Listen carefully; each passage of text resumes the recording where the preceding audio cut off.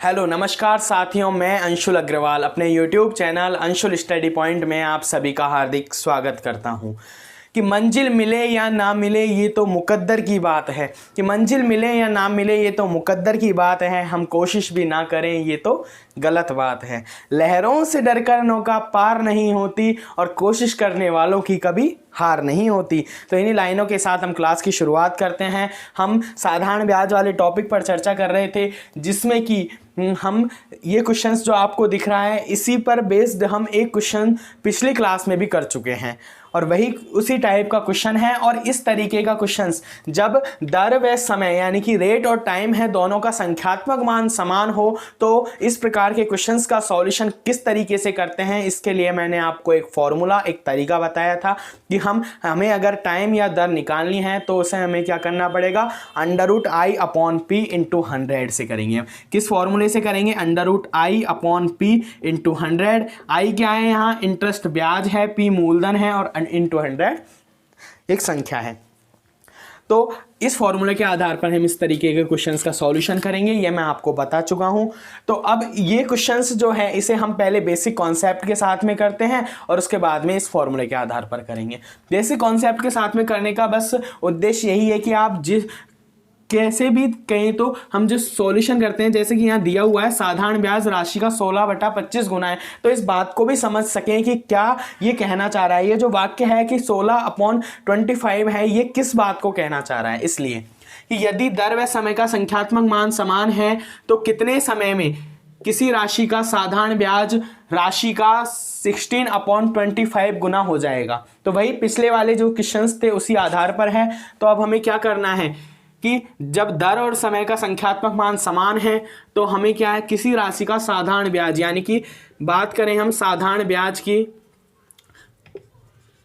कहा गया है क्वेश्चन में कि साधारण ब्याज है वह क्या है, राशि का यानी कि मूलधन का, एक तरीके से बात करें कितना हो जाता है, का मल्टीप्लाई 16/25 गुना, यही कहा गया है = में।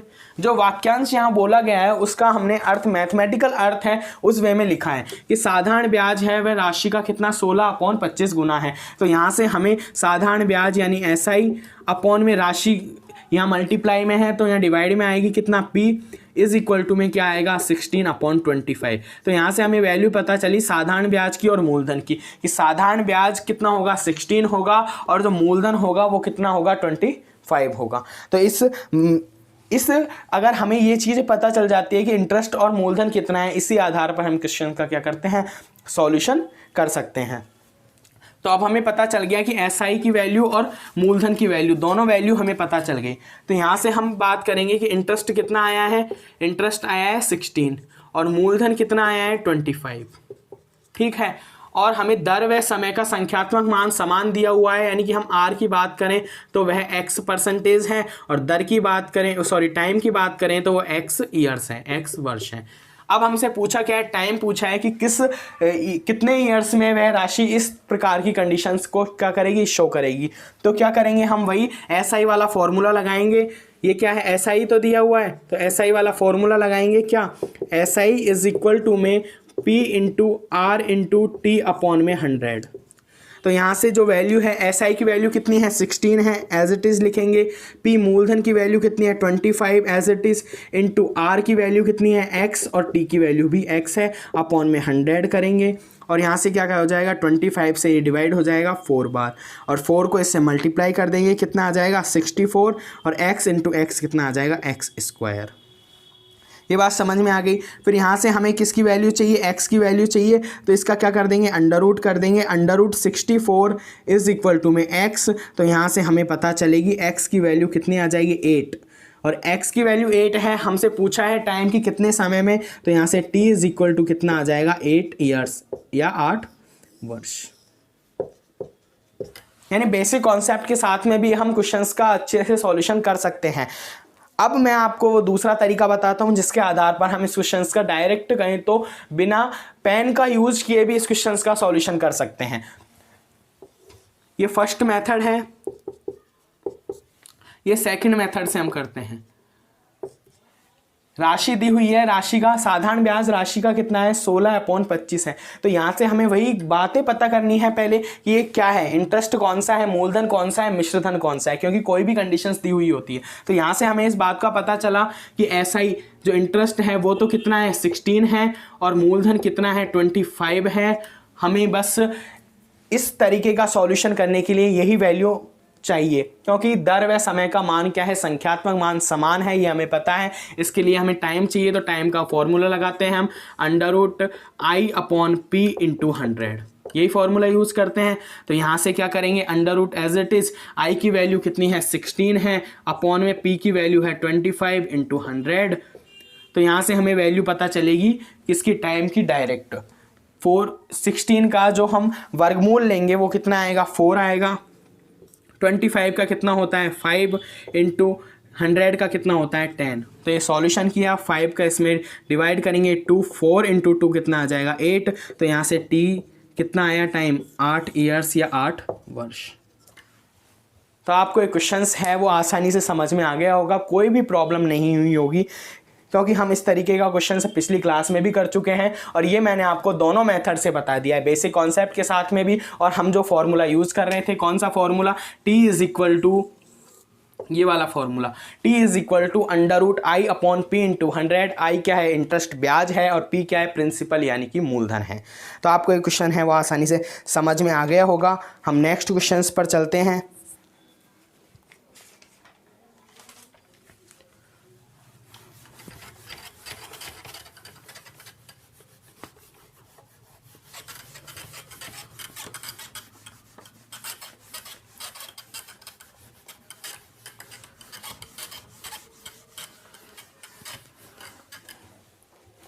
जैसे कि एक अब नेक्स्ट क्वेश्चन दिया हुआ है, यदि समय व दर का मान, यदि समय व दर का मान,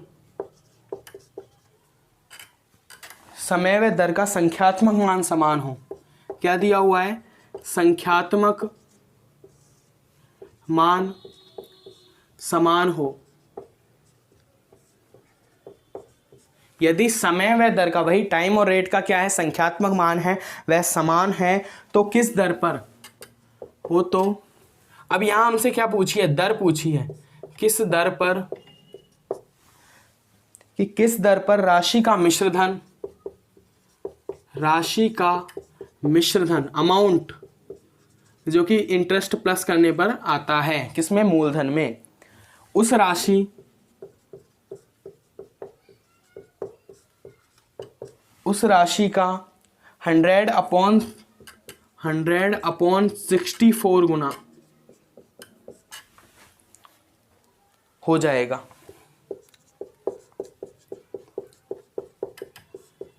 हम जब पिछले क्वेश्चंस कर रहे थे तो हमें उसमें क्या है, टाइम की वैल्यू पूछी थी कि वह टाइम कितना होगा जिसमें वह 16/25 गुना हो जाएगी राशि। मूलधन है वह अपना कितना, साधारण ब्याज है वह मूलधन का 16/25 गुना हो जाएगा। जबकि यहाँ जो पूछा गया है कि समय व दर का मान, वही संख्यात्मक मान समान है, और पूछा गया है कि किस दर पर, हमसे जो ज्ञात करने के लिए बोला है इसमें रेट यानी कि जो ब्याज दर है वो हमें फाइंड आउट करनी है कि ब्याज दर किस दर पर राशि का मिश्रधन, और क्या दिया हुआ है, अमाउंट है वो उस राशि का कितना 100/64 गुना हो जाता है। ये हमें क्या है, फाइंड आउट करना है। तो अब हम इसे क्या है, बेसिक कॉन्सेप्ट के साथ में ना कर डायरेक्ट करेंगे एज इट इज़। किस प्रकार से, हमें फॉर्मूला पता है, पहले हम इसका सॉल्यूशन करते हैं। क्या कहा गया है कि राशि का क्या दिया हुआ है, मिश्रधन दिया हुआ है, और मिश्रधन किसके इज इक्वल टू है, राशि का 100/64 यानी कि मूलधन है, मूलधन का यानी मल्टीप्लाई 100/16, यही दिया हुआ है। तो मिश्रधन को हम क्या लिखते हैं, अमाउंट लिखते हैं। तो ये क्या हो जाएगा, मिश्रधन अमाउंट अपॉन में मूलधन प्रिंसिपल, इसको क्या लिखते हैं, प्रिंसिपल।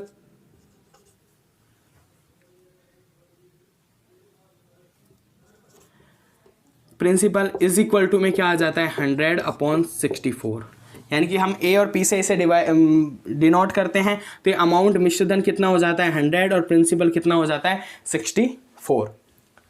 तो यहाँ से हमें पता चला कि मिश्रधन कितना होगा 100 होगा और प्रिंसिपल कितना होगा यानी कि मूलधन है वो कितना होगा 64 होगा। ये बातें ही हमें पता करनी है। इस वैल्यू से जो ये वैल्यू क्वेश्चन में दी हुई होगी इससे हमें फाइंड आउट जो करना है वो यही वैल्यूज फाइंड आउट करनी है। तो ये क्वेश्चन अब हमें पता चला कि अमाउंट की वैल्यू 100 है और प्रिंसिपल मूलधन की वैल्यू 64 है। तो हम क्या करते हैं यहाँ लिख लेते हैं कि अमाउंट जो मिश्रधन है वो कितना दिया हुआ है 100 है और प्रिंसिपल की वैल्यू है वो कितनी है 64 है। अब हमें यहाँ से पता करना है इंटरेस्ट, क्योंकि हम फॉर्मूला जानते हैं जब समय और दर का संख्यात्मक मान समान हो तो हम किस तरीके से टाइम या दर दोनों ज्ञात कर सकते हैं। उसके लिए हमें √i/p × 100 यानी कि i की भी ज़रूरत होती है और p की ज़रूरत होती है। t हमें ने फाइंड आउट कर लिया है कितना है 64 है, जबकि हमारे पास i मौजूद नहीं है तो हमें i पता करना पड़ेगा। उसके बाद में ही हम दर और टाइम है उसका क्या सॉल्यूशन कर सकते हैं। तो यहाँ से इंटरेस्ट क्या होता है, इंटरेस्ट हम जानते हैं, हम अमाउंट में से क्या कर देते हैं मिश्रधन में से हम मूलधन को क्या कर देते हैं माइनस, तो हमारे पास क्या इंटरेस्ट निकल कर आता है। तो यहाँ से अमाउंट कितना है 100 माइनस मूलधन कितना है 64, तो ये इंटरेस्ट कितना आएगा 36। तो इंटरेस्ट यहाँ से कितना आया है 36। तो हमें तीनों वैल्यूज पता चल गई, मिश्रधन की, मूलधन की और ब्याज की। और कहा गया समय व दर का संख्यात्मक मान कितना है, समय दर कितना होगा x% और टाइम है वो कितना होगा x ईयर्स। ये दोनों बातें हमें क्वेश्चंस के अनुसार लिखनी है। तो r कितना हो गया x% और t कितना हो गया x वर्ष। अब हम डायरेक्ट अगर तरीके से करते हैं तो हमें इस प्रकार की कोई वैल्यूज़ की भी आवश्यकता नहीं होगी। तो अब हम फॉर्मूला यूज़ करते हैं, कौन सा, हमें क्या ज्ञात करनी है, दर ज्ञात करनी है। तो दर के लिए हम r = √i/p × 100 ये फॉर्मूला यूज़ करते हैं कि r = √i/p × 100।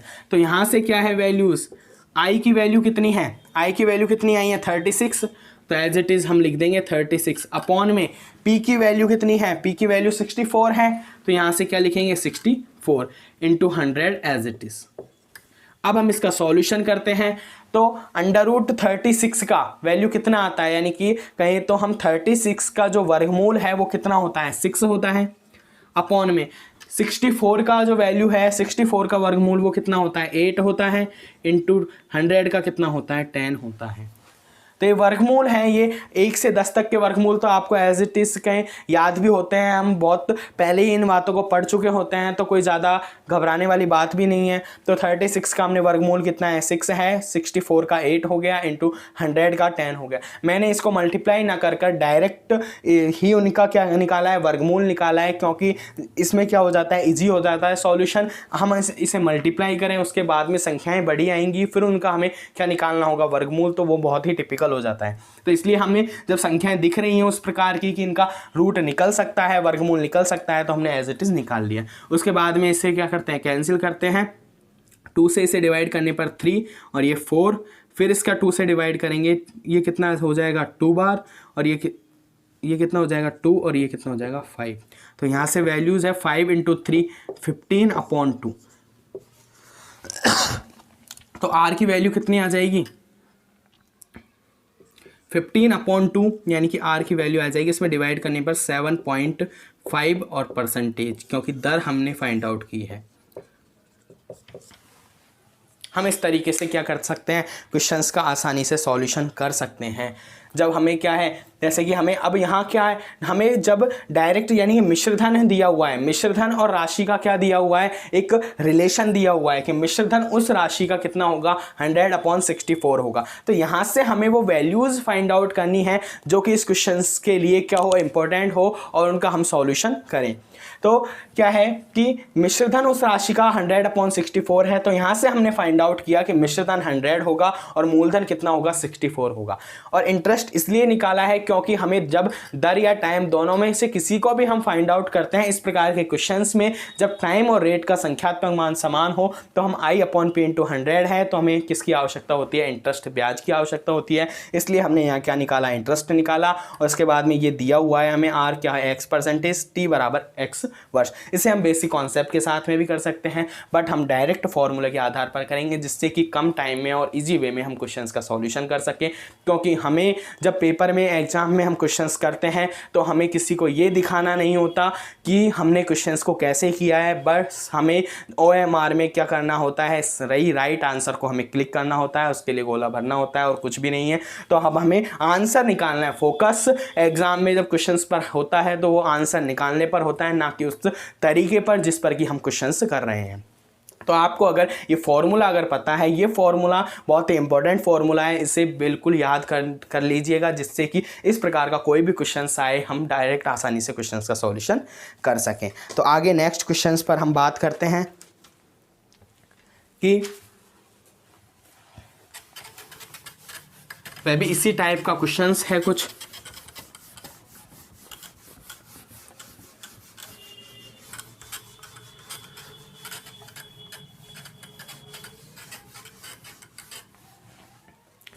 किसी धन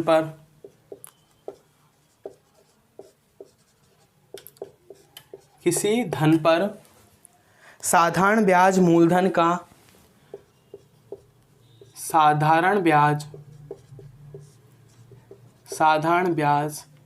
मूलधन का यानी कि सिंपल इंटरेस्ट है, वह प्रिंसिपल का कितना गुना दिया हुआ है, 2/9 है। कितना? 2/9 है। साधारण ब्याज है वो मूलधन का 2/9 है। यदि वर्षों की संख्या, अब यहाँ कुछ कंडीशंस भी दी हुई है साथ में, कि यदि टाइम है जो वर्षों की संख्या है, वर्षों की संख्या दर प्रतिशत की दुगनी है, दर प्रतिशत है उसकी क्या है, दुगनी है, या कुछ रिलेशन दिया हुआ है और उस रिलेशन को ही हमें क्या है, उस रिलेशन से ही हमें आंसर का क्या निकालना है, आंसर निकालना है। दुगनी है तो धन कितने समय के लिए, तो धन कितने समय के लिए दिया जाएगा।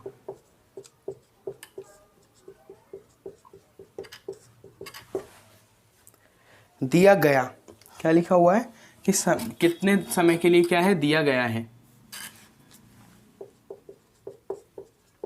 ये हमें फाइंड आउट करना है, यानी कि टाइम की वैल्यू हमें पता करनी है।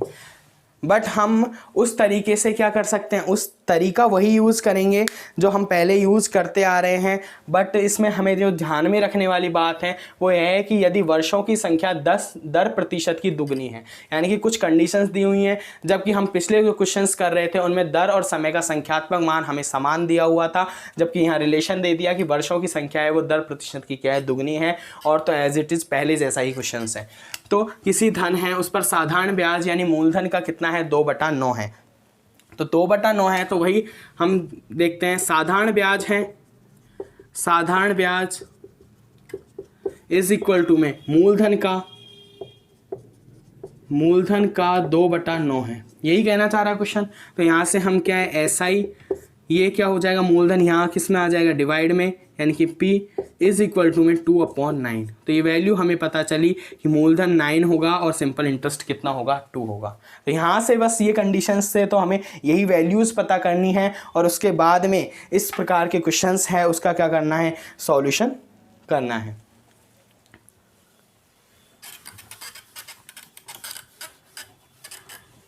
हमें पता चला कि क्या इंटरेस्ट की वैल्यू कितनी है, 2 है, और मूलधन की जो वैल्यू है वो है 9।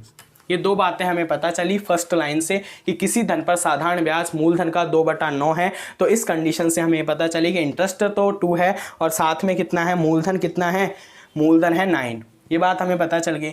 इसके बाद में हम इसका सॉल्यूशन करते हैं तो हमें ये दो वैल्यू की आवश्यकता होती है। तो इन दो वैल्यू की लेकिन हमें जो कंडीशंस दी गई है उसका भी यूज़ करना है कि यदि वर्षों की संख्या दर प्रतिशत की दुगनी है, तो माना हमने ये दर प्रतिशत कितना है, यानी कि R% की जो वैल्यू है वो है X%। हमने माना है इस बात को, इस पर फोकस करना है क्योंकि क्वेश्चंस में का जो ऑप्शंस होंगे वो इस तरीके से होंगे कि उसमें आप आंसर निकालने के बाद भी कुछ मिस्टेक करोगे और वो मिस्टेक नहीं करनी है, उसके लिए पहले इन बातों को समझना होगा कि ये बातें क्या कहना चाह रहा है। यानी कि माना कि r है वो x% है। x% क्यों माना है हमने, दर को ही क्यों माना है, क्योंकि दर प्रतिशत की दुगनी कहा गया है। यानी यदि वर्षों की संख्या है वो दर प्रतिशत की दुगनी है, इसलिए हमने दर प्रतिशत को x% माना है। तो टाइम अपने आप कितना हो जाता है 2x वर्ष। बस ये बात समझने वाली है कि कोई कहा गया है कि उसकी, हमने इस प्रकार के क्वेश्चंस हैं वो परसेंटेज बेस में भी किए थे, टॉपिक में भी किए थे, रेशो प्रपोर्शन वाले टॉपिक में भी किए थे। किस प्रकार से कि कहा जाता था कि ए की आय बी की आय से 5 गुना है, 10 गुना है, तो हम क्या करते थे, जब कहा जाता था कि ए की आय बी की आय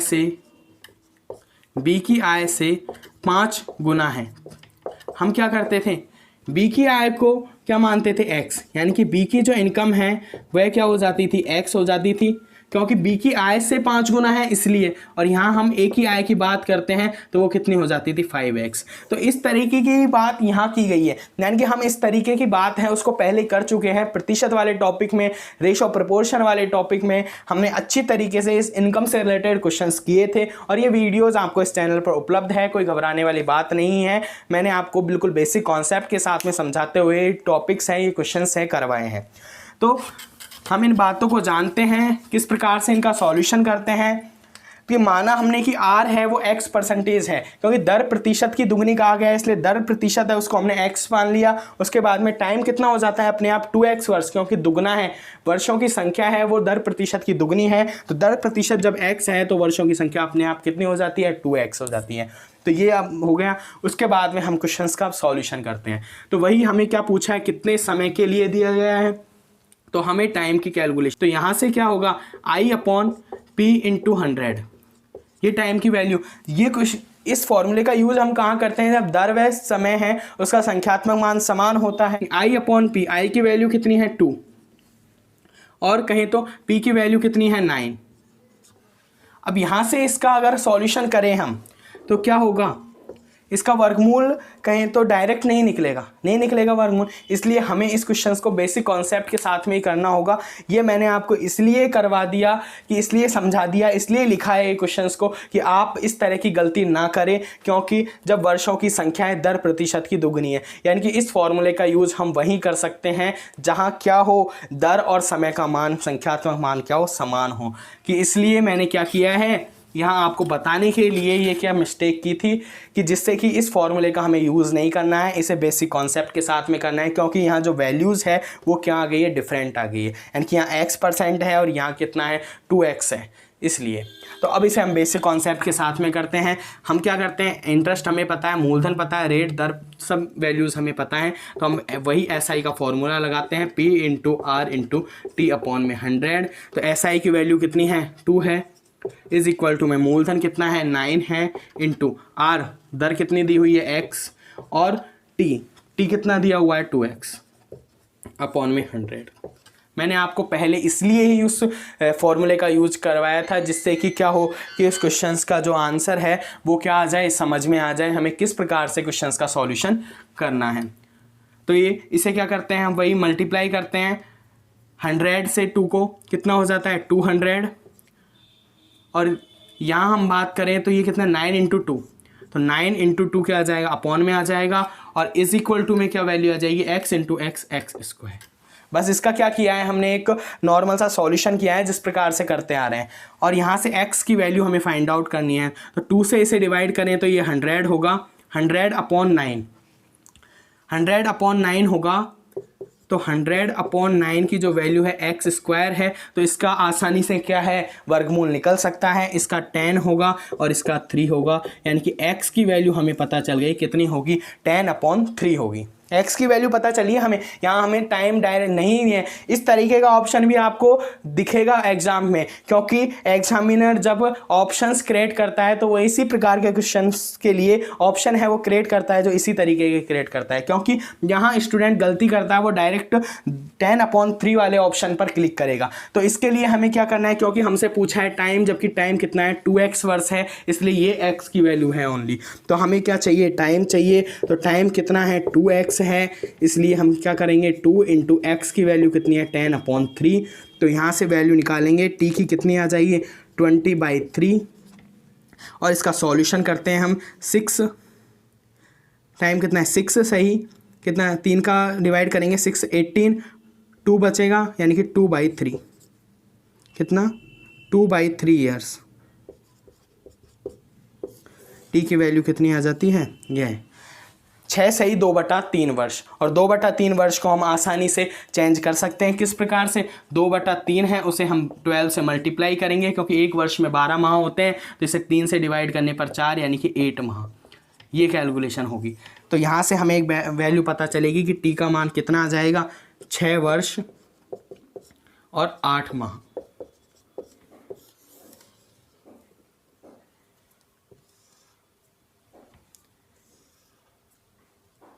ये आंसर, इसको हमने बेसिक कॉन्सेप्ट के साथ में किया है, और बेसिक भी बिल्कुल एक सिंपल बेसिक है, कोई ज़्यादा टिपिकल क्वेश्चन नहीं है। हमें क्या है, ये वैल्यूज़ उस क्वेश्चन का में इस फॉर्मूले का हम यूज कर सकते थे, बट क्या जब यूज करते हैं जब वर्षों की संख्या और टाइम है और रेट है वो क्या हो, दर संख्यात्मक मान समान हो, तभी उस फॉर्मूले का यूज़ करते हैं, अन्यथा हम नहीं करते हैं। इस बात को आप ध्यान में रख लीजिएगा बिल्कुल। इसलिए मैंने आपको क्वेश्चंस का सॉल्यूशन भी करवाया था कि ये उस क्वेश्चन का सॉल्यूशन उस फॉर्मूले से इस क्वेश्चन का सॉल्यूशन नहीं होगा, क्योंकि वहाँ क्या है, वर्गमूल आसानी से नहीं निकल पाता है। इसलिए तो अब हम क्या करते हैं, हमने क्या किया है, वही एज इट इज़ किया है, उसके बाद में सिंपल इंटरेस्ट वाला फॉर्मूला यूज़ किया और एक्स की वैल्यू निकाली। तो अब हमें क्या है, टाइम पूछा है, अगर दर पूछता तो हमें डायरेक्ट 10/3% दर आंसर निकलता, लेकिन हमसे टाइम पूछा है इसलिए क्या होगा, 2 से मल्टीप्लाई और होगा, और यहाँ से टी की वैल्यू आई 6 सही 2/3 वर्ष। तो टी कितना हो जाता है, टाइम 6 वर्ष 8 माह। 2/3 वर्ष का मतलब कितना होता है, 8 माह होता है,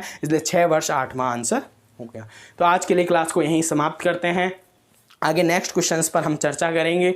और ये साधारण ब्याज वाला टॉपिक है, आपको अच्छी तरीके से समझ में आ रहा होगा, ऐसी मैं आशा करता हूँ। और इन क्लासेज को आप ज़्यादा से ज़्यादा शेयर कीजिए, जिससे कि इस क्लास के बेनिफिट्स हैं वो सभी तक पहुँच जाए, स्टूडेंटों को इस क्लास के बेनिफिट्स हैं वो पता चले। और ये क्वेश्चंस हैं वो इंपॉर्टेंट क्वेश्चंस हैं, मैं सारे तरीके से बेस्ट तरीका जितना हो सकता है उतने तरीके से आपको क्वेश्चंस का सॉल्यूशन करा रहा हूँ। तो आज की क्लास को यहीं समाप्त करते हैं। जय हिंद, जय भारत।